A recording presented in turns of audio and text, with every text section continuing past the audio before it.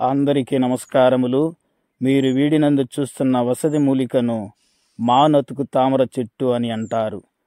ఈ అతుకు తామర చెట్లు కొన్ని చోట్ల చెట్లు కొమ్మలకు గాను, మరి కొన్ని చోట్ల బండ రాయిలకు గాను అతుక్కొని గాలిని తేమను మాత్రమే గ్రహించి వెళ్ళవేళలో ఏ వాతావరణంలో కూడా పచ్చగా పుష్కలంగా జీవిస్తూ ఉంటాయి.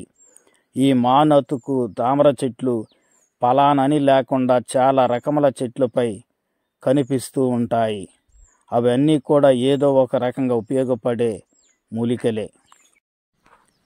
అందులో ప్రత్యేకించి రాగి, మర్రి, చింత, తాటి వృక్షములపై పెరిగే చెట్లు చాలా అద్భుతమైన ఔషధ గుణములు కలవి.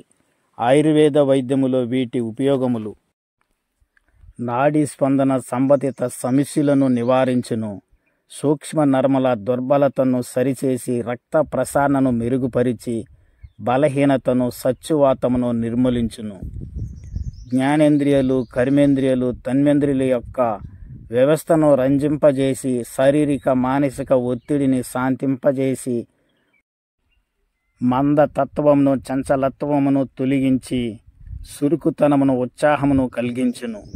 వాడే విధానము: ఈ మూలిక యొక్క వసతి రెల్లులను ఓడలను కావలసిన మేరకు సేకరించి వృక్షము యొక్క కొమ్మల నుంచి తెగి క్రింద పడినవి కూడా తీసుకొనవచ్చును.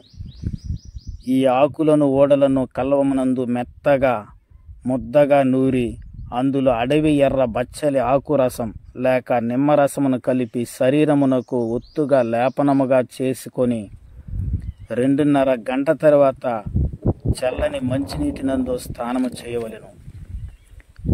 ఇలా 3 రోజులు ఉదయం 7 గంటల నుంచి 10 గంటల లోపు చేసిన యెడల మంచి ఆరోగ్య ఫలితములు వస్తాయి. ఈ వసతులను తాంత్రిక మాంత్రిక విద్యలందు కూడా ఉపయోగిస్తారు. చింతమాను కొమ్మలపై ఉన్న వసతి సభకట్టు శాంతికై, రాగిమానుపై ఉన్న వసతి వశీకరణం, మర్రిమానుపై ఉన్న వసతి స్తంభనం, తాటి మానుపై ఉన్న వసతి ఉచ్చాటనం, ఇలా పలు కార్యములకై వాడవచ్చును. అందరికీ కృతజ్ఞతలు.